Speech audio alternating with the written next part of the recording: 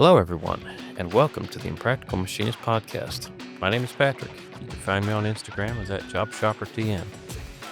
And I'm Cameron from Machining is Cool. If you guys are listening on Apple Podcasts or Spotify, we would appreciate if you would give us a rating. I'm Bradley with Marvel Machining. If you're watching this on YouTube, be sure to give this video a like and subscribe to the Practical Machinist YouTube channel. On this episode, I'm going to give a 2-week update on my new job. After that, we'll also answer a few questions we've gotten from social media, including ways to improve aging machines, discussing internships, phase converters, and what you need and don't need to blow money on when you start a machine shop. How's that new job going? Great. Honestly, I'm loving it. While you grilling for lunch the other day. Yep. That's one of the job perks. They got a gas grill here that I can cook lunch on for me and my coworker. So you're the kitchen bitch? Yeah, basically. I'll be honest, it's really nice being able to just cook a fresh lunch. Usually I'll cook something on Monday, and then because it takes a little bit longer than a half hour to cook it and then eat it, but then we can just reheat stuff through the week until Thursday, when we usually go out to eat lunch with my former coworkers, which is fun. Hell, I mean, if you got a gas grill, you can just cook right inside the shop. I thought about it, that actually would save me some time, because the sink and the kitchen prep area is like on the opposite end of the building. So Put the gas grill right next to your machine. Yeah, I mean, then you can get coolant mist all over your meat. Yeah, and Castrol marinated beef. I don't know about that. So, but I will say, it's really been wonderful. Now, just to give the audience a little context, we're actually recording this early. It's March 14th. So I've really only been at this job for 2 weeks, but so far it's been very enjoyable. I've learned a lot already. I've got new software to learn. I've got new machines to learn, Fanuc controls to learn after always being a Haas baby. Learning a whole different kind of work with these CNC tube benders and bending dies and all the stuff that goes into that. It's been a lot of fun. I mean, I've learned a lot more in the last 2 weeks versus probably the last few years. Well, maybe not the last few years, but certainly probably the last year at my last job. So, and looking back, I mean, that was kind of just a good sign that, okay, might be time to move on. It's motivated me more to post better stuff on Instagram. I've even started posting more on LinkedIn again. So how many people do you work with? Technically, I mean, I work with 2 others. So there's my friend Mark that I've mentioned numerous times on the podcast already. There's another guy that's kind of a laborer slash, puts machines together, works on hydraulics, that kind of thing. The owner pops in every now and then because he's going all over the place. But he'll pop in and work on electrical stuff or PLC stuff. His wife works here as well as kind of a, paperwork secretary type of thing, keeps the book straight. Supposedly there's a salesman too, but I've never met him. So it's generally just 3 of us in the shop. The classic elusive salesman, right? For the shop, right. What type of work are you guys doing? So as far as the machining, it's for the most part about half of what we do is a customer that has a CNC tube bending machine, or maybe they bought a used one from us or a new one from us. They'll basically send us, hey, we're bending this size of tube at these angles. So we design the pressure die, clamp die, bend die that goes to this machine. I'm not really up on the designing part yet because there's a lot of math that goes into it. But the owner and Mark handle that. So we'll design it, and then once the customer approves it, then we'll take it, buy the material, make it, heat treat it, all that stuff. A lot of times they'll buy a used machine from us, so they might send us one they already have, or we might find a used one out in the field, buy it, bring it in-house, and start refurbishing it to what they want. And that's kind of the other half of what we do, is like electronic retrofits, changing over from, old drives that are worn out to servo drives. And like right now, we have a machine.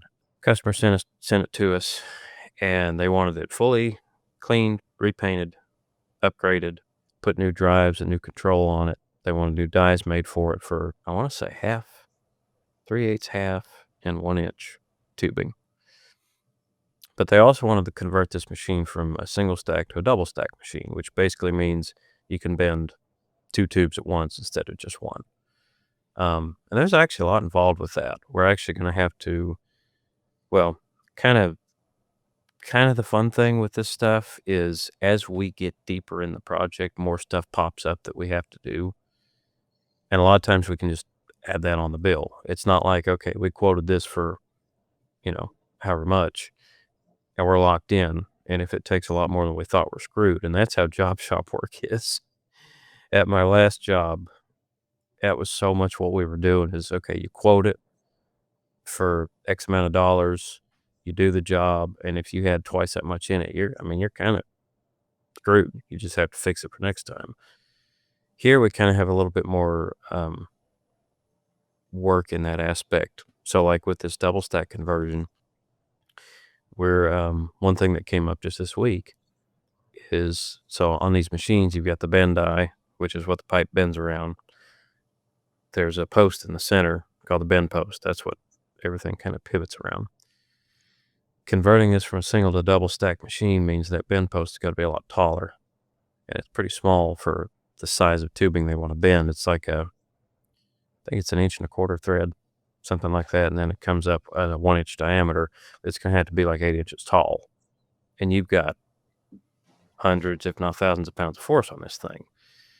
So as we were getting along to that point in the project, we decided, okay, we might need to make a support for this. I think they call it a tie bar. I'm still learning all the terminology.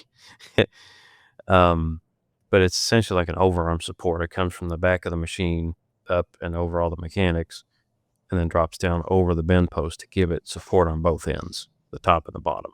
So that way it can't bend over and get screwed up. So there's been a lot of extra engineering involved with that. So I've gotten to do a little bit of that, reverse engineering, and then designing something in Fusion. And essentially you have to figure, okay, it's going to cost about this much. Sometimes we might eat it. If it's not that much and there's plenty of money left on the job, we'll just eat it. But in this case, it's a pretty big task. So we're going to have to figure up an estimate for it and see if they want to do that. Wow. So it's kind of, That's cool. right. It's so different compared to what I've been used to for the last 10 years, Yeah. where you're just locked in with what you quoted. And if you lose your money, so what? Well, and also you're just following a print, and that's kind of what you're stuck with. Yeah. It sounds like here you've got a pretty nice combination of design, engineering, plus actually making parts, being a machinist. You do. Because a lot of times the bend dies, or I say bend dies, the bend dies, pressure dies, clamp dies are all pretty specific. The keys need to fit a certain way. The radius that the tube goes in has to fit a certain way. But a lot of the other stuff that comes up, like adapting different drives to, you got a new servo adapting to what used to be an old servo or hydraulic unit or whatever. A lot of that, it's kind of hard to kill stuff because, you can always either slot a hole or change tap size or you got to get from point A to point B, and you don't have to as much worry about fitting, some engineer's general tolerance that he pulled out of his rear. Right. Functionality. Yeah. Exactly. Yeah. If you're a little bit off on your 2B tolerance for a tapped hole, it's okay. Exactly. A socket cap screw's going into it. It's got plenty of thread. Hold on. Do you guys got 3/16 thread gauges over there? Oh shit. No, but we're Well, working on that. To be You're honest, not making parts for the possum? no, I guess not. Not yet anyway. We'll have to Awesome. wait. Don't order parts from them yet. We'll have to wait for a sale. But I for the most part, a lot of our threads are like 1 inch plus. I don't think I've seen us. I mean, we've tapped like M8s, M6s, quarters, but Yeah. I don't think I've seen us do any thread milling or thread turning bigger than like. Well, the other day I did a video on this weird Bridgeport lathe. I think it was 1 inch 12, something like that. I use thread wires, so at least give me that. Yeah. So do you think y'all will ever end up doing any job shop work, or are you just busy enough with what you've got to where you don't need to worry about it? I think with me coming on, because I mean, my friend Mark was really the only machinist here. The owner's not a machinist. Um, between Mark and I, we can definitely handle everything with reverse engineering the machines and then making new parts. But we are getting into actually quoting jobs for other companies that need just like die sets made. We actually Yeah. had one come in this week from a company in Europe, which is pretty cool. So we're going to quote that just kind of like what I'm used to, a job shop job where, okay, it's going to cost Yeah. this much. We're going to do it. And what's nice, this is the first time I've ever had an RFQ like what Brad's used to, where they set the lead time. They said, hey, Nice. we'd like this in 4 weeks. And it's like, oh, that takes so much stress off of it. Oh, man. But yeah, we are talking about looking at, calling around some local places and trying to get some other work in, because one thing with the servicing, the fixing of these old machines, updating all that, it's really cash flow hard. Um, so I mean, cash flow is like this a lot of times, up and down. I said I would imagine. I mean, you get a machine in to refurbish, and then you've got all this time spent refurbishing it, buying materials, spending money on labor and machine time and all that stuff, and then finally at the end of it, when you deliver the machine, then you get the money. Yeah. Well, I'm 30 assuming days, is how. 30, Yeah, right. 30 days after, That um, are if we're lucky. I will say the owner's pretty smart, and most of the time he usually works X amount up front. It might be 30, 40, maybe 50%. Yeah. And that helps a lot. But just the control for a lot of these machines is very expensive. It's like 50 grand. A lot of times we put like what's called a Ben Pro controller on them. And so, I mean, that can eat up, a third of the whole job right there. It's insane how much it costs. It's tricky. The upfront definitely saves it. But it still makes it hard because it does take a lot of time to get through it. Um, I don't like I don't know how long we've had this blue and yellow machine I've been talking about. It's, quite a while, a few months. So I'd say depending on the complexity of everything, if it's just like make a die set, then I mean you're talking a couple weeks or something for that. But, something like this, it can drag on for 3, 4 months. So that even 50% up front, it helps, but it's you kind of need more than that to shield yourself from the cash flow problem. Yeah. That's where the job shop work comes in. So like if we get some stuff in that we can turn in a week or a couple weeks or whatever and just squeeze in between, you know, running die sets or whatever else we're doing, even if it's a couple $1,000s worth of work, it still helps offset. Okay, that's paid for, that's paid for me to be here for the week, or it's paid for, whatever. It's paid the light bill for the month or whatever. We'll see how that goes. Since I haven't really done a lot of job shop work, I'm maybe I can bring a little bit of experience from my last job because that's about all we did to help develop. Okay, quoting work like this. How do we do it? What's the best way to go about it? What should we do? And more importantly, what should we not do? Yeah. Yeah. Knowing when to say no is a pretty good characteristic. I will say, For the owner is firmly on board with the concept of say no to yahoos. yeah, good. So No more John Deere work, huh? Yep, no farmers. Exactly. No more walk-in Wednesdays. He's got friends that he likes to do work for. So you probably never get away from that, but that's fine because it's not, it's not going to be a farmer part covered in cow manure. It's been laying rusting in a field for 30 years and now he wants it fixed by tomorrow. Side thing. Speaking of yahoos, did I tell you all about the guy that came in wanting a zipper modified? Zipper, like on a jacket? No shit, on a jacket. Really? Okay, Oh, I haven't told you no. about. I thought you were joking. No, I'm serious. This was I don't know, maybe 3-4 weeks ago, might have been longer. This guy shows up. I think it was from Florida, which people that, like in North Georgia, we're pretty much like the first mountain town you can get to if you're from Florida. So all the Florida people come up here. And so this guy shows up, walks in the shop, and he's like, "Yeah, so you guys are a machine shop. I was wondering if you could modify the zipper for me." I'm like, "What do you mean? Like, what do you need modified? What's going on?" It's like, well, and he didn't have the jacket on that he needed fixed, but he's wearing like a 90s windbreaker, right? And the guy's probably 60 something years old. Um, and so he's like, "Yeah, so the zipper pull broke off my zipper, but the actual tab that you grab broke off." And he's like, "I've got another one, but it won't fit because the hole's too small. I was wanting to know if you could drill it out for me." And I was like, uh, like I wanted to be like, no, that's fucking stupid. Go go away. But I didn't want to be a dick about it. And Right. so I was like, just kind of asked him some questions. I was like, well, like, I mean, have you tried, just using a drill yourself and drilling it out? And he's like, well, all my tools are in Florida and I'm here for like 2 months. And I was like, all right, well, I mean, sorry, man, but I just don't have the time to do a job like that right now.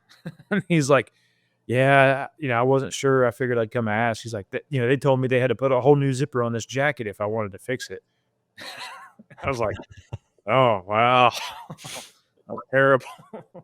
Like, go buy a new fucking jacket. but but yeah, I couldn't believe that's probably the most ridiculous request that I've had come in. This guy wanted me to drill out the hole on a zipper on his Sure. jacket.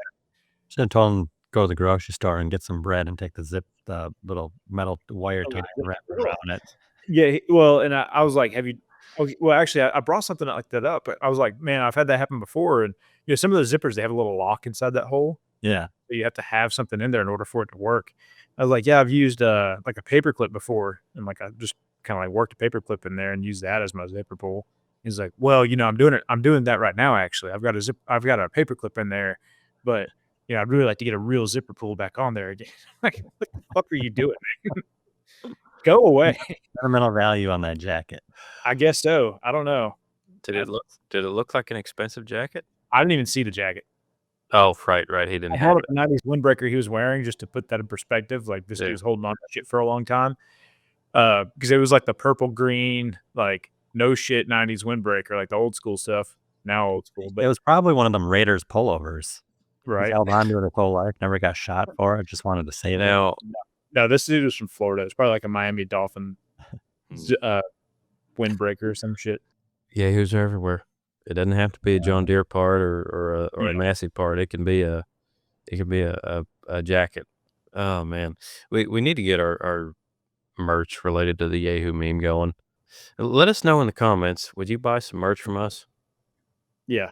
It is funny when this thing bleeds into real life because like the guy I work with here, he watches every episode. So like the Yeah. day after it comes out, he'll be talking about it, long. asking me questions. And then at my last job, 3 or 4 of my coworkers listened to it. So it's funny how all that can tie together. And I'm sure it won't ever happen out here in the middle of nowhere. But like a lot of times I won't wear my recording shirt out in public.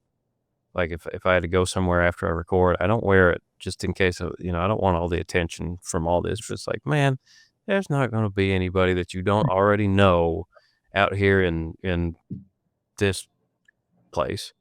I'll leave it at that. Yeah. Yeah. I think you're safe going to Walmart with your Practical Machinist t-shirt on. Actually, I got recognized at Walmart one time. Not it was before the podcast, but it was by someone else that lives in this area that I only know through Instagram. And it was Really? weird. Yeah, it was weird. Were they Machinists? Oh, no. No, but So you're just a local legend. God, I hope not. The local legends we have around here are not things to aspire to be. They're the kind of people bringing a snake into Wendy's. Yeah, exactly. Oh man. Anyway, back to my time at RBSA here. I did want to hit on one thing that kind of relates to you, Cam. Well, actually, both of you. So I've kind of gone from working like Cam does, programming for other people. Of course, you program for yourself too, and I didn't really do that. But I went from programming from 5 to 6 people and then doing work myself, usually manually, and quoting jobs and helping everybody with all their problems and all their drama and all their garbage. Yeah. And even, helping the manager with issues he was having, helping people that I haven't even hardly even ever met. They're working at the other division. To programming and running parts for myself. That's it. And so I've gone from basically working more like Cam to working more like Brad. What do you prefer? Working like you. 100%.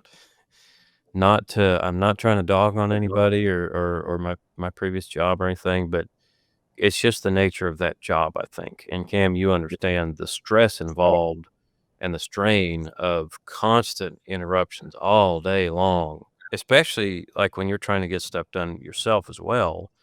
Pretty much tracked it the other day, and I was talking to my wife about it. It took me 4 hours to do 30 minutes worth of work. It took me 4 hours in order to do 30 minutes worth of programming. Yeah. Just because there's so much intervention by random people. You got people showing up to the shop for random shit, like, tool reps and whatever. And then you've got, employees coming and asking questions, which, it's good they're asking questions. I don't want them to do things wrong or anything, but nonstop, there's always something. You're getting pulled away for something. Yeah, a lot of it is unavoidable because, like you say, it's better for people to ask a question than, well, Is it unavoidable? I don't know, because I was gonna say it's better for someone to ask a question than screw up, but if they've got anything about them, they'll learn from their screw up. If you keep telling them the answer, they keep coming to daddy saying, "Hey, how do I fix this? How do I do this?" 100%. They don't ever learn. So, Yep. and I've started throwing it back on them. Like, Yep. why don't you tell me? They'll come in and ask a question that, it's something that, they're capable of figuring out. Mhm. I'm not being unreasonable about it, but it's like something like, you can figure out the answer to this. The answers are out there. You can solve this problem. They'll come to me and just ask a question. I think just out of, like that's just their natural reaction. Like, oh, well, I don't know right now when they go ask Cameron. So they'll come to me and I ask them, like, I don't know. You tell me. Go figure it out. See what you can do. And then after you do a little bit of problem solving, then come and ask me.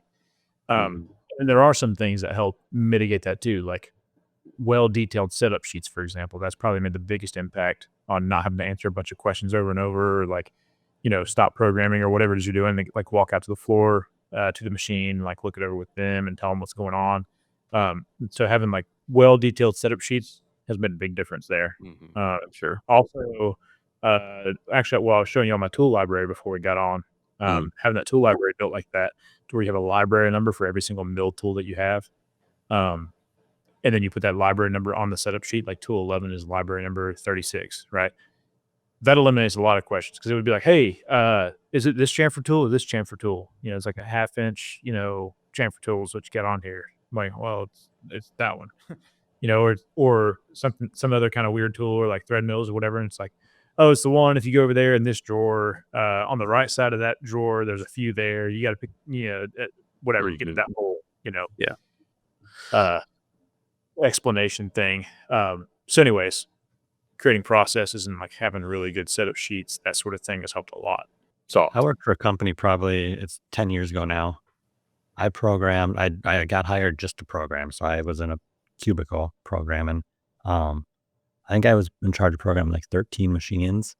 We had unlimited hours. We could go home, program if we wanted. We just had to keep up. I would go home, log in and program for 3-4 hours what I was supposed to program for the 8 hours I was there. I'd get it done in the evenings because so many people would pull me away from bullshit. Hey, we don't have a 3/8 end mill. What can I use? And I'd have to go find them one. Yeah. I don't think I'd ever go back to doing that. No, that's what I do now. Well, not so much anymore. I don't program from home very much anymore. But we're also slower, so I don't need to. But whenever we were balls to the wall last year, just running wide open and like just struggling to keep up, I was programming at work, doing what I could there, answering questions, solving problems, that whole thing, plus running the more complex parts, and then still not having enough time there. So then at home, I was programming after work at home as well. And I mean, I've got unlimited hours too. My thoughts, it's whatever you got to do to get done. He doesn't care about spending money on labor. He's okay with that, giving me money for my work. I think it's kind of hard to get burnt out if I'm at work every day, doing my job there, and then I'll leave it all at the door and come home. Yep. But if I come home and then do some more work, that's when I start getting burnt out. Yeah, for sure. Does Fusion have like a shop floor automation type system? Like you could have a computer on the floor and they could open it and see everything? Yeah, I haven't really used it. There's an online, what is it called? I messed with it some like one time. There's some sort of like web-based thing where you can go and like look at the program and you can see all the tool paths at one time, look at the model, see how many setups you have, that sort of thing. So it's a thing. I'm just not anywhere close to being an expert on it. Yep. I'm curious if any shops use that. I know quite a few CAM systems have it, but I haven't talked to anyone that actually uses it. Yeah. Seems like it'd be really nice to have. It was one of those things where, I don't know, maybe somebody who's more experienced with it, would have better input. Yeah. To me, it wasn't really that beneficial. Honestly, it was easier to just take the program you're about to load and throw it up into NC Viewer. Yep. And just look at the toolpath there. Yeah.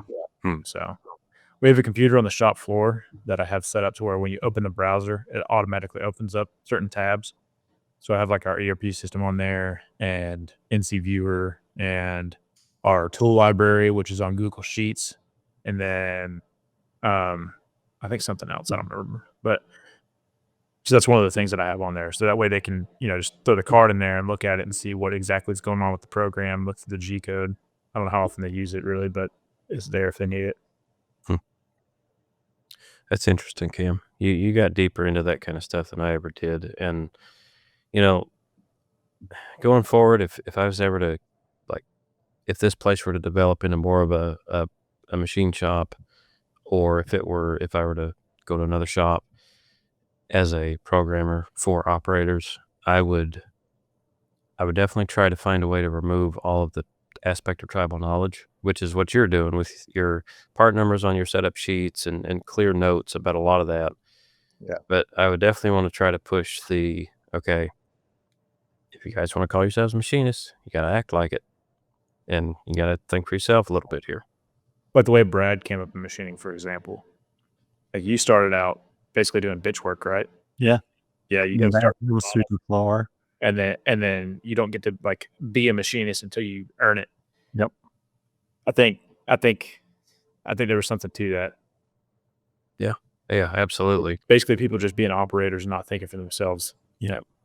It's easy to get in that rut, and I mean I've seen it with a lot of people, because and I've I've even caught myself doing it. If I had somebody above me that I could ask questions to, and get answers, I realized one day, if that option was available, that's what I went with. I didn't want to make the decision myself, but thing is, I was able to realize it.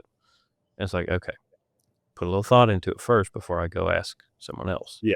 And that's how you grow. It 100%. And I don't really fault people for doing that. That's just what they know. That's the usually like, well, I don't know. If I ask this guy, whatever answer he tells me is either going to be the right answer, or if it's the wrong answer, then it's his fault and I don't have to worry about it. Either way, they know better than me. So it's easy to just go to that person or just to double check. Like, I'm not 100% sure. I just want to clarify. Let me go ask him real quick. And then he can tell me if I'm right or wrong, that sort of thing, which, is okay. But no, I kind of did the same thing. Like I would, and part of it was just being new and I didn't really know. And so I would ask and like, just to make sure that I was on the right track, or maybe I didn't know it all. I needed the answer. But initially didn't really try to figure it out on my own. And then it kind of made the realization like you did, like I need to actually figure this stuff out myself. Exactly. And the advice I give people a lot of times is, which kind of gets rid of all like that mindset, I guess, is, whenever it comes to progressing in a workplace, like try to steal the person's job above you. So whoever it is that you're going to ask questions to, try to steal their job. So basically, try to outperform them. Try to be the subject matter expert on everything. You see all the questions that they're answering, the kind of things that they're doing.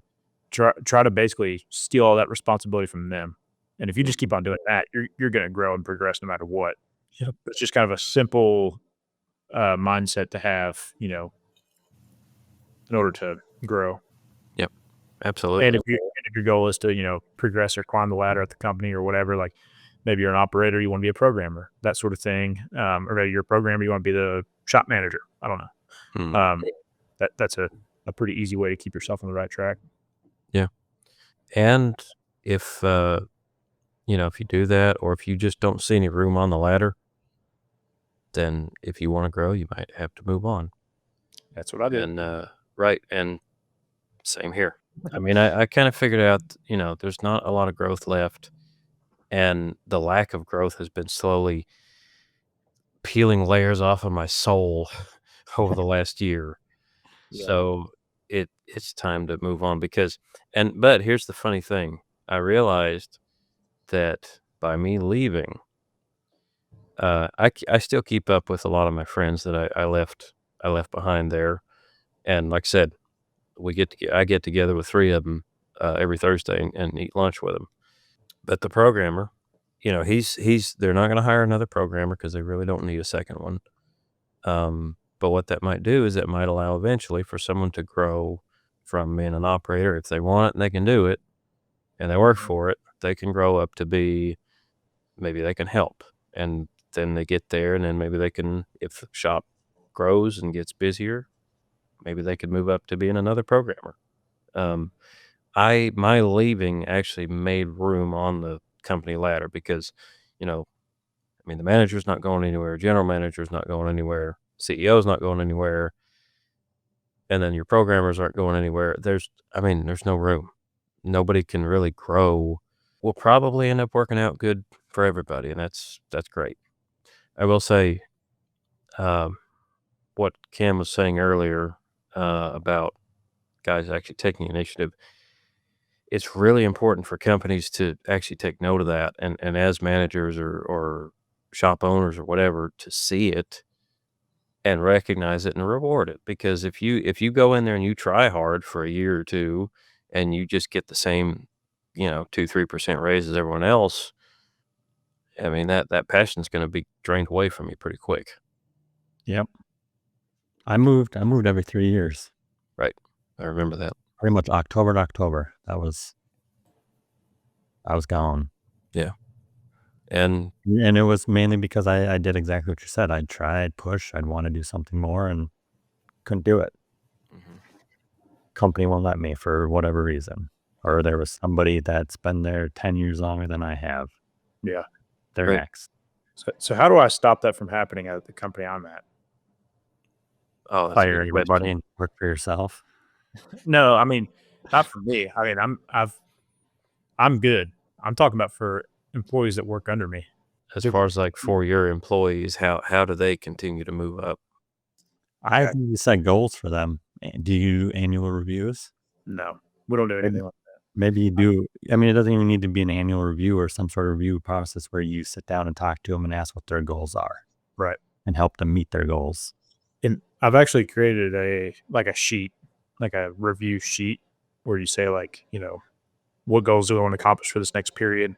Or like a quarterly review. And like, here's the things you're doing well at. Here's the things you can improve on. So just kind of like a touch base, like, hey, here's where you're at. Here's what I think you can improve on. Here's what I think you're doing well. You tell me, what is it you want to get out of this? Where do you see yourself going? Here's the goals that I have for you. Here's the goals that you have for yourself. So I've actually created that. I just haven't actually followed through with it yet and done that sort of thing. But I think that's a good starting point. Put that in place and Yeah. see where they want to be. The biggest thing I can say, Cam, you said you want to do that quarterly. I haven't really said like, Okay. I would recommend that because my last job, we only ever did yearly reviews, and that kind of It doesn't stay relevant whenever you exactly go 1 year. exactly. If you go a year, for one, okay, it depends on how big of a company. In your case, I don't think this will be an issue unless Laos Precision gets a lot larger. But when you have layers of management and you've got an HR department and all this stuff, it can be hard for the guy that might actually see that a person is growing to to get that to the person that can actually say, "Hey, let's give this guy a raise." Yeah. So doing that quarterly, a review does not equal a raise, of course, but it's more of like a check-in of like, "Hey, this is how things are going," like you say. Um, once a year is not enough because you could even things can be totally different from one year to another. Um, you could grow a lot in a year, but the thing about it is it's hard to see that growth over a year because we're humans and we don't think long term like that. Yeah. So if you can set some goals on a quarterly basis or even, okay, we want to see you achieve this over a year, but we'll check in every quarter and see how you're doing. Biggest thing, and you won't, but the biggest thing is don't forget. Um, it doesn't matter now, but a while back, one of my reviews, I set some goals for myself because the manager wasn't really sure what goal he could give me. And so I did. I come up with some goals that I wanted to achieve, and then through the next year, I achieved them. And then that review happened, and they were not. There was no mention of that at all. Yeah. So it's that doesn't help either. Is I guess what I'll finish that with. That doesn't help your morale, and it doesn't help your any kind of thought that okay, this place has got their crap together. Just being honest. So Yeah. And I don't think we have it. Well, not think. I know we don't have any intentions of ever being the kind of company that has an HR department and multiple levels of management and that sort of thing. I can't stand those kind of places. Yeah. I think most people don't like it. Honestly, I think most of the time HR just gets in the way of things. I think it's more inefficient to have a big HR department. Um, and there is some benefit of it, Yeah. but I think as a whole, modern HR what it should be. I'll say this. So again, at my last job, they had a lady that did basically the HR stuff, but that meant payroll and handling people's vacations and stuff like that. It Right. wasn't. It wasn't. Actual HR. Yeah. Yeah. Whereas they ended up, I think, in 2022, they hired someone to be an actual HR. I don't know what her title was, maybe manager. I don't know. And she actually was very helpful. She actually changed some things about how things were done that made it better for everyone. Um, Mhm. and there were some legalistic things that she figured out that helped the company Yeah. uh, do things right. And there overall, that's good. That's a net positive. Mhm. But it's when you start getting into, and I'm sure there's places out there like this, even in the blue collar field where you've got, like you say, an actual HR department where you've got multiple people pushing paper and one person telling them what to do and all this junk. That's silly. Yeah. So yeah, that it can work, but it just adds a layer of complexity. The other thing is, and while you were gone for a minute, Brad and I were talking about this. The biggest thing is recognize the people that have that initiative to learn Mhm. and make sure that they can get a reward for that. Because if it's just standard that all your guys get a 3% raise, okay, which I mean nowadays that's not much. Um, just for basically showing up, doing their job, and being fair. Three out of five. You know, um, well, your guy that's really pushing hard, learning, growing, doing well, and over a year he's gone from being a saw guy to learning how to run and set up a lathe. He needs a little something, you know. Right. Well, and see, that's the thing I love about keeping things small, right? Mhm. So, right now, the company structure is basically me, whatever my title would be. I don't know, shop manager, some shit, and then Sam, who's the owner, which is also there every day. you know, working with us. And so it's not like, we have some disconnected CEO or something like that.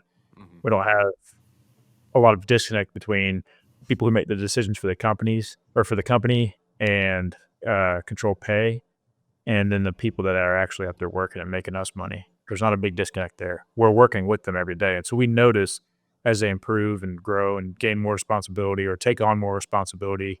Um, and so we reward that with a raise.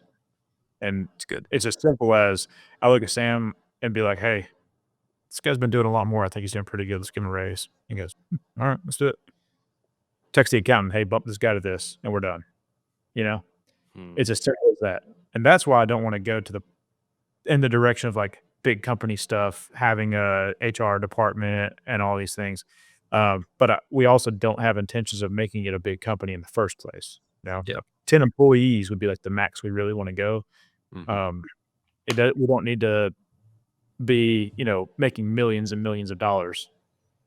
If we're making enough money for everybody to be comfortable, we're good. Yeah. Which is how, I don't know. I think that's a good way to do it. Yes. Don't be a greedy, It's a great way business to line. look at it. Try to be a millionaire. Yep. That's a great way to look at it for sure. But I like it the way it is, and I want to keep it that way. That's in that regard. Mhm. Now, one thing I will say is you need to make sure that you need to stay approachable for employees to where if they think that there's something that they don't agree with, or they think they should be compensated better, um, anything along those lines, they need to be able to come to you and say it. Yep. So Absolutely. Yeah. my hope is that things are that way. Mhm. It doesn't seem like people are disgruntled about things, but I also don't know everything that they're thinking. Um, and I have had people say to me before, like, yeah, I don't know. I think it might be, it's kind of thinking about maybe it's time for maybe a little bit of a raise or something. I'm like, Right. all right, yeah, I'll bring it up. It And it so, that's good, and that's also where, more often just sit down and check in is handy too because it gives them an opportunity. A lot of people might not wanna come forward even if you make it welcoming, but right, if you give them the opportunity, they will, and there's another issue with kinda disconnected management is like, okay, you have a problem, you have something that bothers you, whether it's significant or not, you should be able to go to someone and talk to someone about it and either have it resolved or if it's something silly and unnecessary, then deal with it. But yeah, that way you're not sitting there stewing on it because you don't really have an avenue to go to have it resolved. right. So, Um, yeah. And I think having a quarterly review would be a perfect time. yep.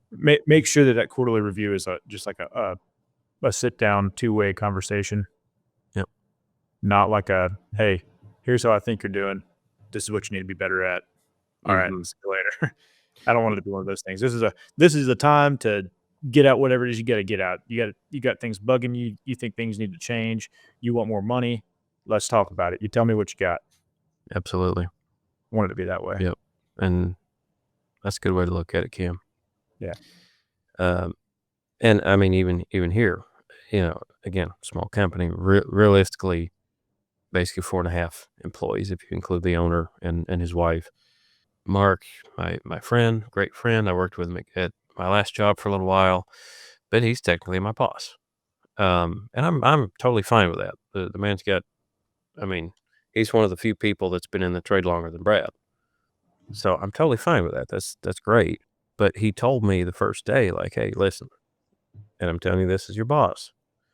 If you have a problem, or if there's something you don't like, if it's something I'm doing, if it's something the owner's doing, tell me. Yeah. And that means a lot. Like whenever you respect the person too, which it sounds like you respect him, you Oh, yeah. respect his opinion and his experience. Mhm. You don't mind following that person. Yep. But then also whenever they have that humility to say, "Hey, if there's anything that I'm doing that you don't like, tell me." That way, I mean, basically saying like, if you don't like it, I'll do something to change it to make it better. That way, you can be happier. That's pretty good sign. That is the difference between a boss and a leader. Right. One other thing about this job change, I didn't intend for this whole episode to be about that. We'll get to some other topics here in a second. Stress. I was kind of getting there when I mentioned the whole programming for a bunch of people and all that. One thing that I'm absolutely thrilled with and very thankful for, and I can't say this isn't really like the fault of my last job or nothing, but I can work all week long. Right, I'm Monday to Thursday now, 10 hours a day. More often than not, I'm working 10 and a half hours a day, and I'm not counting lunch because I'll get here a little early because I'm excited, and I'll stay a little late because I'm working, I'm having fun, I'm enjoying myself doing work, and then I look at my phone, it's like, oh, it's already 10 after 5. I should have been gone 10 minutes ago. I can work all week long and feel like I worked a day at my last job. And like I say, I'm not faulting them. I want to make that clear, but it's just the nature of that position where the stress and the strain and some people are built for that. They have a mind where they can handle somebody coming to them every 5 minutes, asking a question, then just go right back to what they were doing. But I ain't that guy. So it just leaves me just totally drained. So I've done more stuff in the 2 weeks I've worked here. I've done more stuff after work at home, like in the garden or for the podcast or on the house or whatever in these last 2 weeks in the afternoons than in a long time. And it feels so good. So basically you're just you're excited about work every day and you're enjoying it so much that when you get off, you're not mentally drained and you don't want to just go sit on the couch and do nothing. Exactly. You're in a good mood when you get off and ready to do more. Yeah, that's exactly it. That's the kind of thing that I want to have at our shop. I don't know where we're at on that, but Man, Cameron, I'll tell you, you telling us this stuff, of course, your guys are going to hear this. They will appreciate it if you start doing that. And it shows a lot of signs in you that you're a good leader too. yeah, well, I appreciate that. But it's also one thing to just talk about it, another thing to actually do it. It is. So do it. Quit Yeah, talking about it. Just do it. We're going to have to start a 1-800 Impractical Machinist Therapy hotline. Right. Well, we can't call it that. That's already trademarked by a certain other podcast. Impractical. It's impractical. Yeah. Impractical therapy. There we go. Yeah. Just shut up and get to work. Oh, man. For those of you that don't know, we got a Discord server. You can join. I have it on my bio on Instagram. You can join. Quite a few people already joined, but question on there was easy, cheap improvements or methods to make older machines but all more productive Machines or machinists? That's a Machines. or user friendly. What is that? Machinists? Machines. To make older machinists more productive. No. It's way easier to make an older machine more productive than an older machinist. You got that right. I mean, to make an old machinist more productive, you just got to regrind his high-speed end mills.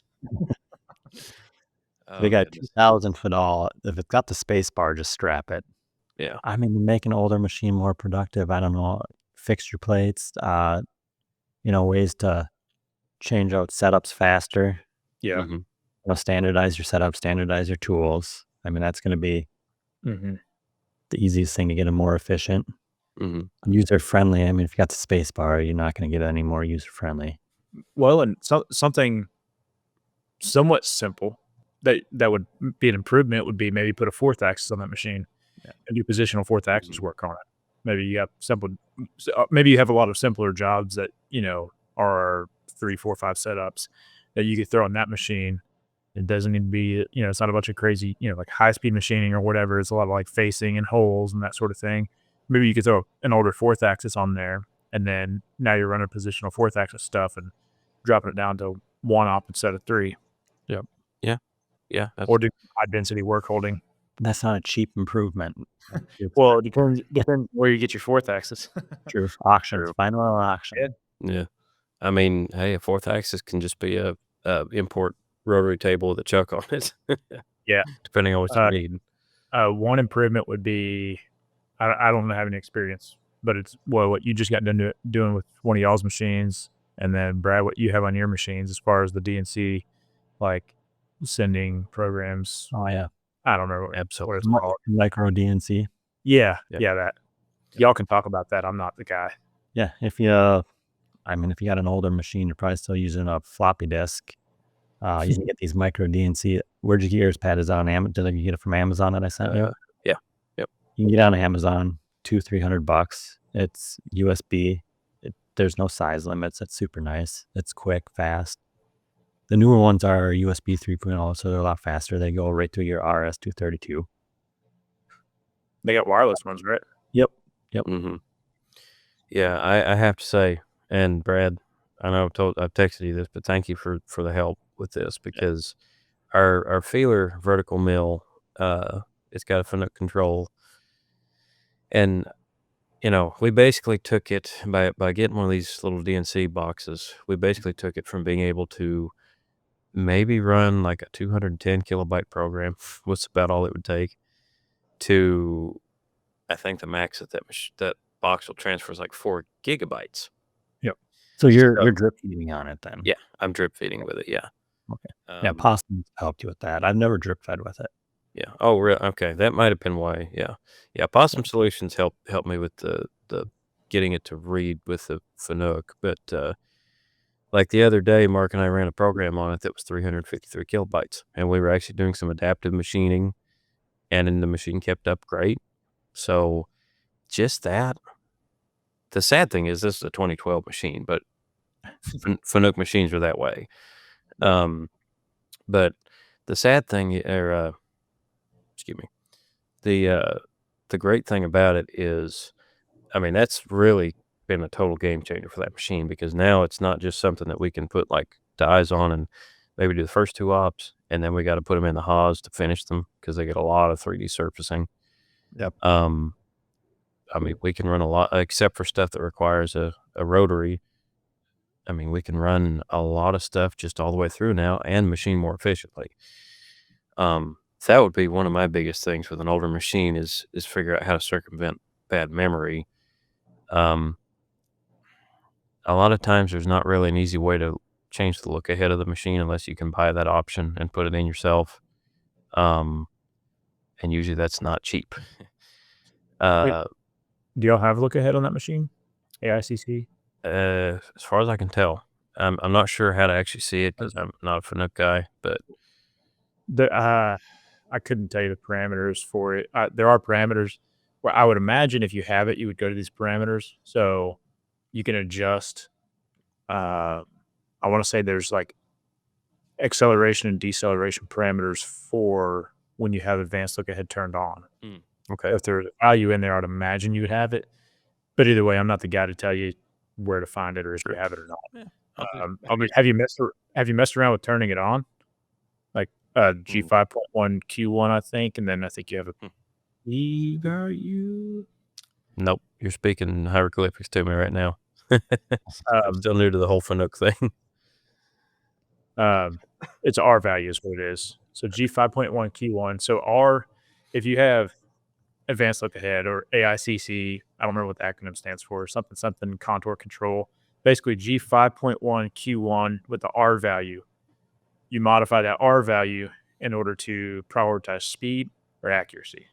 So R1 is going to be highest speed, lowest accuracy. So basically it's going to say, I don't really care about like hitting this point that you have programmed dead on and being extremely accurate. Really what I want to do is just get there as quickly as I can.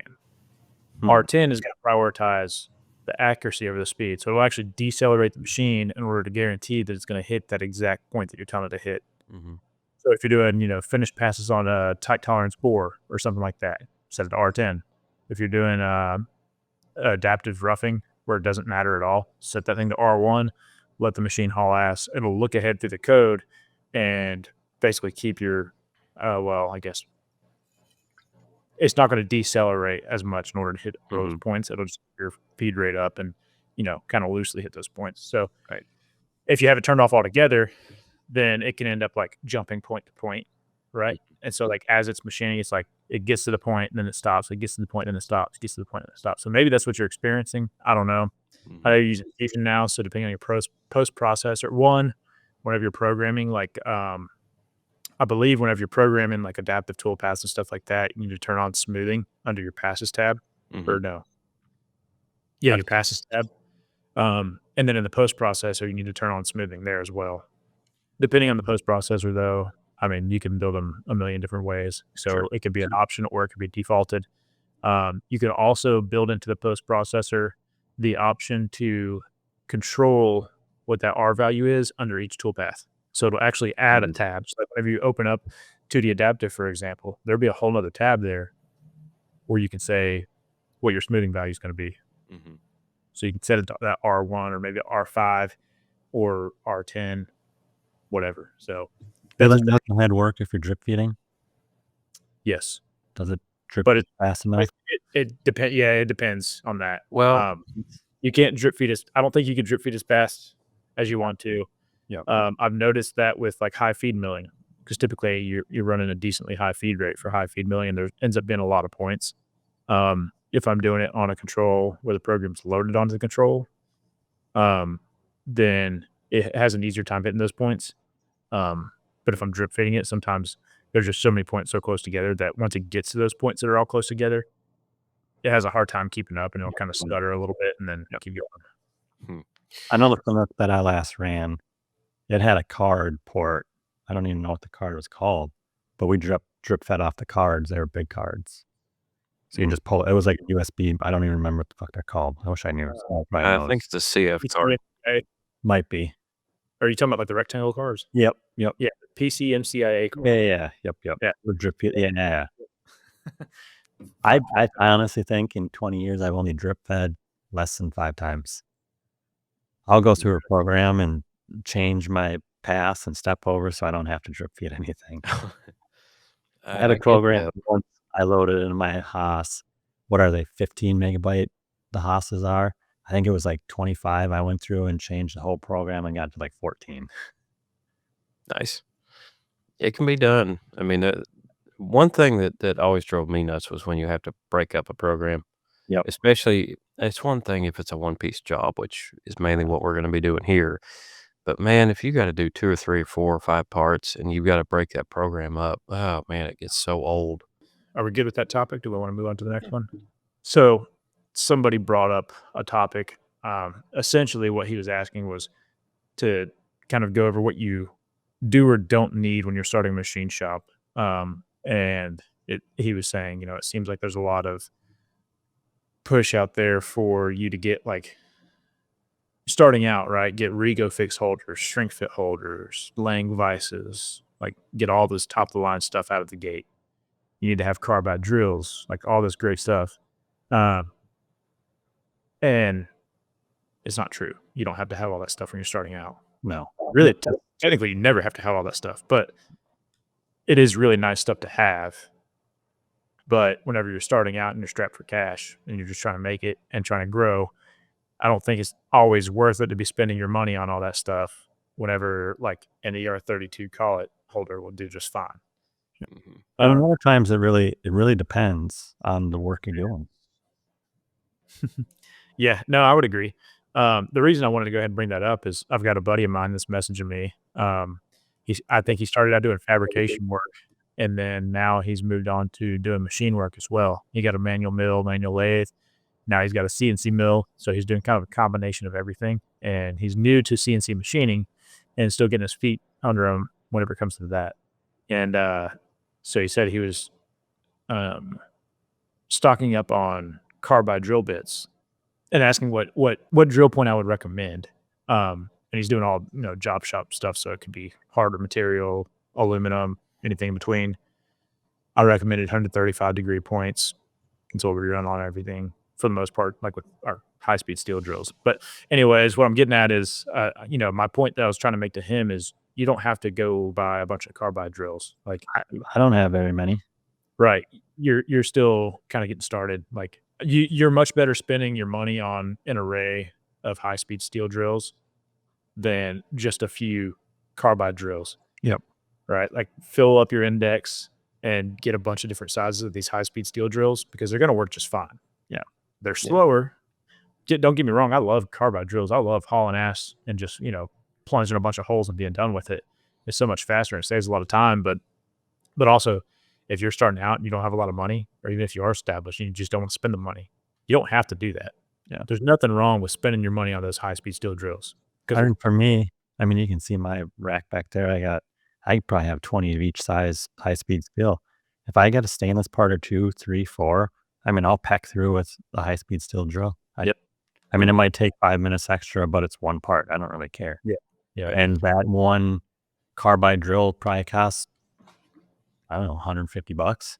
Right. Depends. But yeah. Well, what I told him was he asked if there's a negative to carbide drills. I said mainly the cost is the negative. Yep. They're not necessary. And I said it's mainly helpful if you're doing like really hard materials or production where time matters.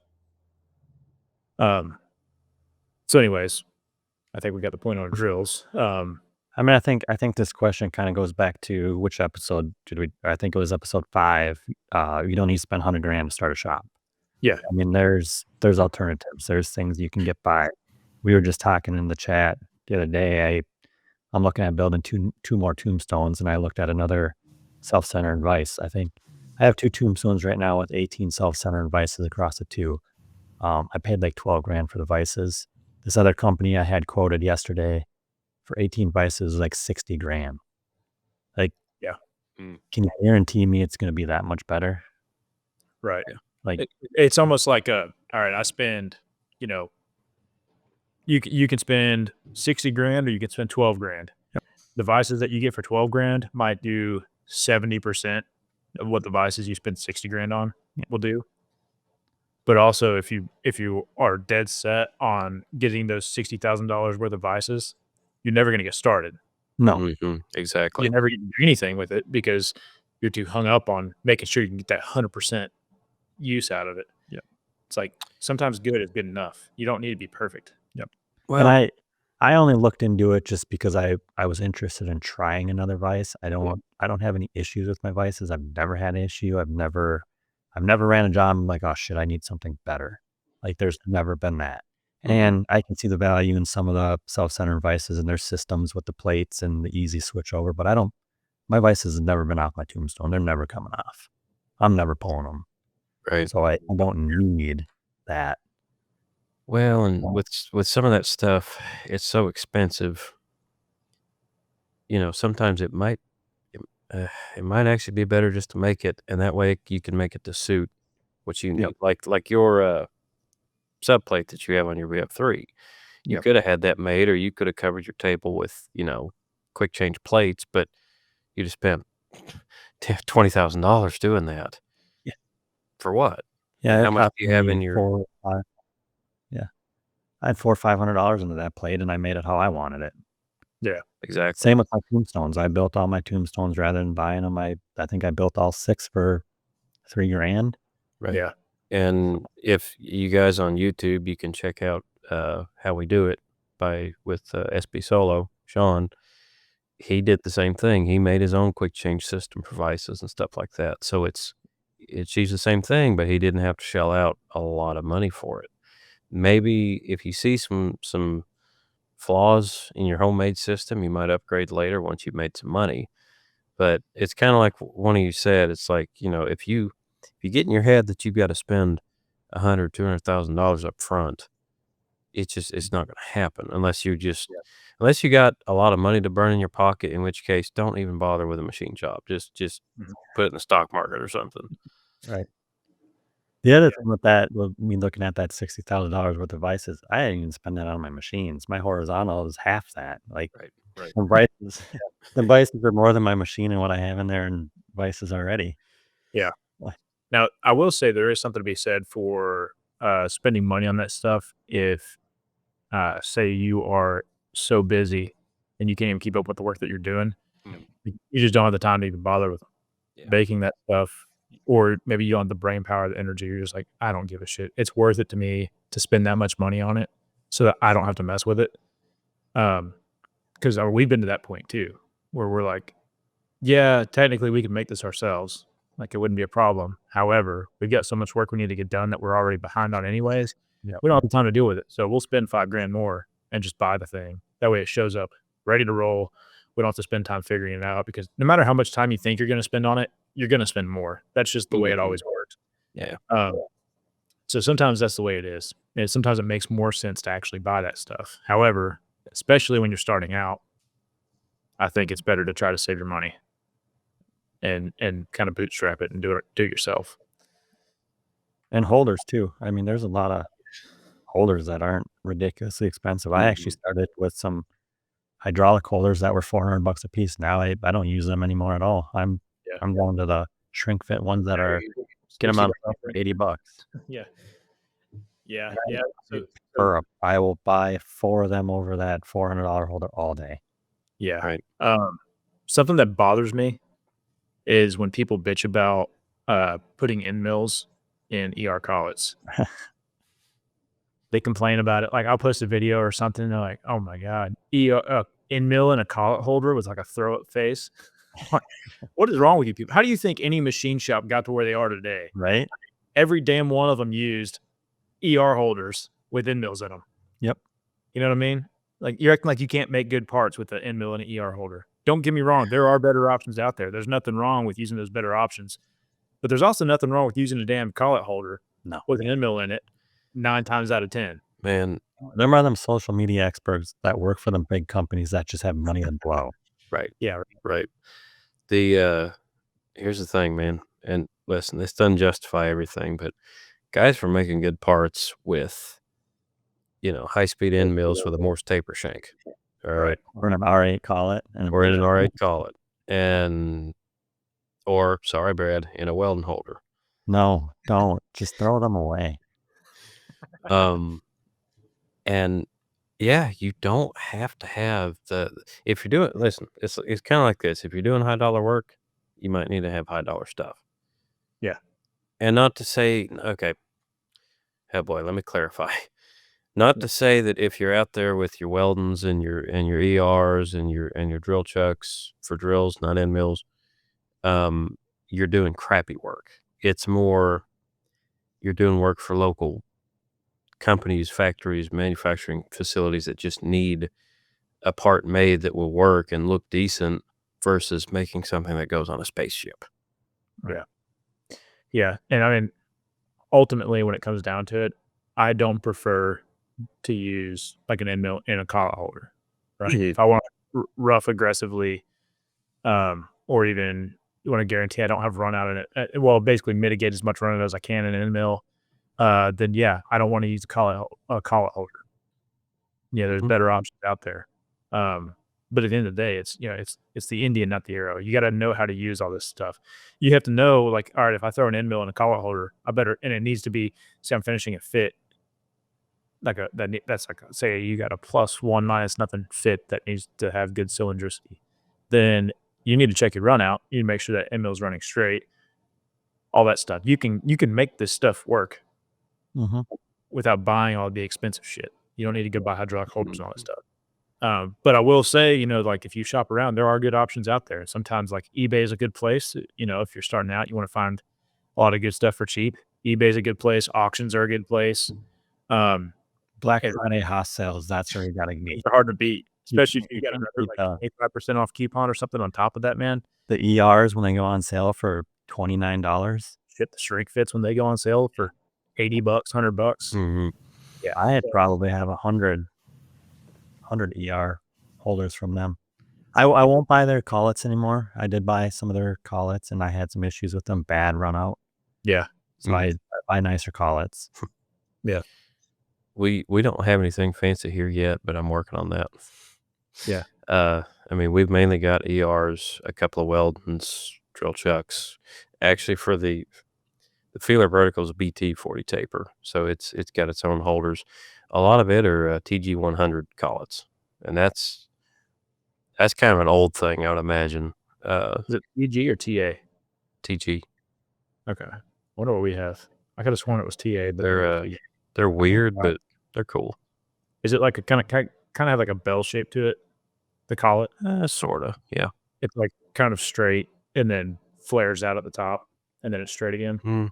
No, these are more like they look a lot like an ER, but they're a lot longer, and the top is above the groove where the nut clips into it is more That's right. straight.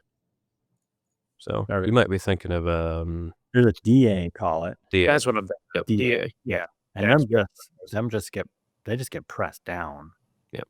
Well, yeah, there's a nut Yep. that gets on it, but yeah, it pushes it down in there. Yep. No, I know that because I've got an extension for one that I'll put in the holder. Well, I don't use it anymore. The thing had like 6 thousandths of run out.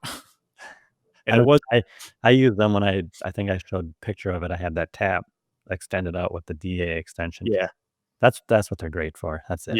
yeah, stuff like that. And no, like even checking the taper inside of there, like where the collet sits, Oh yeah. that's what had the run out. It was poorly made as it came down to it. Wasn't Yeah. anything else. I definitely do want us to get into the heat shrink game though, or the shrink fit game. I've already been picking your guys' brains about that some. So watch out, before long I'll get into shrink fits and I'll start wearing my hat backwards and get tattoos all over, and I'll There you be just one of you other hood rats. They're nice. I would say every tool 3/8 and above end mill, I only put in shrink fits. Yep. I do them on a 1/4 inch, but sometimes I'll throw them in a ER collet just Mhm. because I know it doesn't matter on some of my parts. Yeah. I'm a big fan. Now I've started. I mean, you can get them cheap enough. Yeah. It's like with thread mills, for example. I did all of our MPT thread mills from 1/8 27 all the way up to like now I have a 8 MPT thread mill. So the whole gamut. I mean, any size MPT, we got a thread mill pretty much. We've got one already set up in a shrink fit holder ready to go, Nice. and the holders are all cheap enough that it's not a big deal to just get one and leave a tool in it all the time. Yep. So I have some shrink fit holders that I've had a tool in it for 3 years. I use it maybe once a year. Yep. I mean, if I buy one for $79, I'll dedicate it. I've dedicated some extension high speed steels into some shrink fits. yeah. Well, you get a powerful enough shrink fit machine, you can get it back out. Yep. The one we have runs on 240, and so you can get high speed steel back out. Wow. But you don't have to get one of those when you're starting out either. That's another thing. You know, say you're getting into the shrink fit game. Here's how we did it actually. So we bought some shrink fit holders on sale. It was like a Black Friday or Memorial Day or some shit sale from Haas. Plus, I had a 25% off coupon on top of that. So we got all these holders. I don't remember how many holders we got. I don't want to say it was like 15 or 20 holders for like less than $1,000. I think it was like 20 holders for less than 1,000, which I guess isn't really dipping your toe, but Yeah, but so- if you were to buy a hydraulic one, you'd get 2. dude, right? I know. That's what I'm saying. And so we did that. Then I bought a handheld induction bolt heater off of Amazon. So it's made for like heating up bolts in order to break them loose. And so I want to say it was an 1,100 watt, and I think there's a 1,500 watt out there as well. You can get like $150 for this thing. And then I just kind of bent the coils to where they fit around a tool holder. And then that's what I would use to actually heat the tool holder up in order to get the tools in and out. And then after that, I would dunk it and cool it. And there's nothing wrong with dunking your hot holder and cooling it. It's not going to crack it. You're not heating it red, glowing hot to where it's about to melt and then dunking it. You're making it warmer in order for that hole to get bigger to get your tool out. I can't wait till you get blasted for that. I do it too. There's nothing wrong with it. There's literally machines out there that do it for you. They have tanks of coolant that they drop it down into, or they drop it down and then spray shit on the tool to cool it down. So Tech has a quencher machine where it drops down, and yeah, there's nothing wrong with it. You're not going to hurt it. So you're not heating it up enough to where it's going to cause issues. But what you can do is actually heat it up with that handheld induction heater, and then dunk it in some coolant to cool it off. Or you can figure out other ways. Something I have heard of somebody doing was they basically made a rolling cart and put a sink on it, and then they would or they laser cut a plate to go on top of that sink that had a bunch of holes in it that were just a little bit bigger than whatever the base diameter was of that shrink fit. So bigger than the base of that taper on the tool end, but smaller than the flange. Yeah. So basically when they would heat their tools up and swap it out, they would just flip it upside down and stick it through that laser cut plate, and it would just sit right there with the tip dunked into coolant or water or whatever they use. So that's how they were actually cooling their tools off. And so, I mean, that's pretty effective. I mean, you can go through, heat a bunch of tools, swap them out, throw it in there, and be done. And then come back a minute later, and all your tools are cool, ready to go. So those are some alternatives. These are the kind of things you can do if you want to get into it. So you could literally spend less than $500, have a handful of holders, a heater, and be ready to go with shrink fit. I started with a map torch. Yeah, maybe you got a torch, or hey, you can use that too. There's nothing wrong with it. It's not, if you got a bunch of employees, maybe you don't want them out there playing with a torch Right, and true. holders. There's a few do-it-yourself builds out there for them induction coils where I've seen them where they put it on a stand and they can lower it down, clamp it in, and move it out of the way. Yeah. I'd really like it's a machine that turns the holder sideways, because there's been many times where I've dropped, or like a shank has dropped into the holder and it's like, shit, now I got to get it out of there. Oh, so you have somewhere that they can actually drop all the way in? Yeah. That's nice. Yep. Problem I've ran into with a handful of holders is I can't get my tool deep enough in there because it bottoms out. I think it's just the 3/16 and 1/8 inch that I've had that issue with, where it'll drop in, which the 1/8 inch will drop all the way through, but some of the 3/16 won't. Yeah. So then it just, you jiggle it around in there. What I noticed on the ones that I have, I don't remember which brand they are. My small ones, 3/16 and 1/8 inch. Or no, we don't have an 1/8. Anyways, the hole will be like 0.18 all the way through, but then it'll be like 187 the first like inch and a quarter. Yep. And so it looks like it could go all the way through, but really it'll stop at that tiny little step. Yep. So, which is kind of a bummer, because I want to be able to stick the thing as far down in there as I want to go. So half the time when I'm using those holders, I have to end up cutting the back of the end mill off. Yep. Which is kind of a pain. I don't want to mess around with that. I just want to go throw my tool in. Yeah. But Well, boys, do we want to do one more topic before we wrap it up? I got one that could be pretty quick. Maybe we could get one more topic in. Possibly. I don't know. We'll see. So somebody was asking me about phase converters. What basically where to even start, what you can actually get out of a phase converter, what they cost. I know, Brad, you're running a phase converter, like all your machines. You got single phase power coming in, right? Yep. And you're running all your machines on one converter? Yep. I got 200 amp coming in, and then I got a 30 horsepower American rotary that runs all 4 of my machines.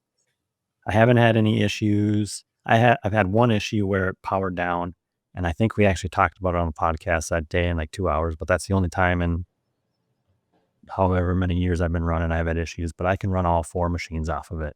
Yeah. I got my grinder set up on it too. You bought yours used too, didn't you? Yep. I bought it used, over 10 years ago for $750. It only had, I think the guy said it had 4 hours on it. It was a shop that was up for sale, and their phase converter went, and he bought a new one, and the company that bought it didn't need it. So, yeah. But I think, you can get a 30 horse for $3, $4, $5 grand. They're not terrible. Yeah. I think the phase perfects are 7 to 10 for something around that size. If you come back to starting up a shop, though, you can shop around. You can find them on eBay, find them on Facebook Marketplace, find them on auctions. I see them on Facebook Marketplace all the time. I've thought about buying another one just as a backup, because sometimes I think at some point this thing's going to go on me. Yeah. And I need something quick. So I come across 30 horsepower, 50 horsepowers for $2 grand used. Yeah. It wouldn't be a bad idea. No. That's something you do that's a pretty good idea. Keeping backups of things. I do. I got a backup pump for my compressor. Exactly. Yeah. I do actually have a backup panel for my converter. My panel was getting hot one day, and I could hear it clicking, and I thought it was going to go, and I was in panic because I had a job that was due, and I reached out to American Rotary, and I had a panel overnighted, so I got it the next morning, and when I went to go pull it off, I noticed one of the wires frayed and jumped across terminals. So I just redid it all and fired it back. So now I got an extra panel ready to go. Yeah. Nice. Comfort. Yep. I'm ready for anything to fail. I got a backup of everything. You got a backup spindle. Yeah, I got a backup spindle for all my machines. Yeah. That's awesome. I'll probably never get to use it. Yeah. I'm going to end up selling it to somebody. They're going to be in need. I'm going to sell it, and then I'm going to need one next week. Yeah. Right. Yeah. Well, I told a few people, I'm like, hey, if you ever need one, I got one if you're in desk. But at the same time, I can productivity stock some. I can go down and get one. So I was just about to say, You know damn well if you needed one, you'd just drive 30 minutes somewhere and get it that day. Yep. You lucky dog. I know. But that's another thing. Hop on eBay and you can find rebuilt spindles for affordable price if you want to throw it on the shelf. Well, I mean, even if you've got a machine, I mean, if you can afford the downtime, I guess. Granted, sometimes it's faster to get a spindle rebuilt than it is to get a new one, considering your machine. Yep. But it's also cheaper to get one rebuilt than it is to buy a new one. So if you do need a new spindle on your machine, that's worth looking into. Yeah. I would. So when I bought my horizontal, I didn't know it had a bad spindle, so I had to replace it. But I looked into having it rebuilt, and the two companies I looked at, they were $200 more than buying a new one. Yeah. And they were 2-3 weeks out. Yeah. Where I was able to shoot out of that PO, and then I went and picked it up the next morning. Right. Yeah. I would say that's one of the benefits of having Haas. Yep. Parts availability. Yeah. If you get kind of weird, I even looked into rebuilding the spindle myself, and I reached out to, I think it was Motion Industries. I ended up getting all the bearing part numbers from Haas for the inline spindles, and I quoted it out. It just didn't make sense. How close was it to buying a new one? I think the 4 bearings I needed came to like $4,400 Oh, wow. versus $6,000 spindle. Yeah. I would, and it's done right too if you just buy it. Yeah. Well, I guess about to wrap it up. I think so, boys. So comment below and see if you enjoy this outro or not. That's it for this episode of the Impractical Machinist podcast. If you enjoyed this episode, don't forget to subscribe on YouTube, Apple Podcasts, and Spotify so you never miss an episode. Also, be sure to hit the like button or give us a 5-star rating or however many stars you think we deserve. Drop a comment below about what you learned or any of your own experience you'd like to share. And be sure to share the podcast with any fellow machinists. Also, be sure to check out our socials at JobShopperTN, at Machining Means Cool, and at Marvel Machining. Also, if you want to join the Discord, it is on my Instagram bio. Thanks for hanging out with us, and we'll see you next time. Keep those chips flying.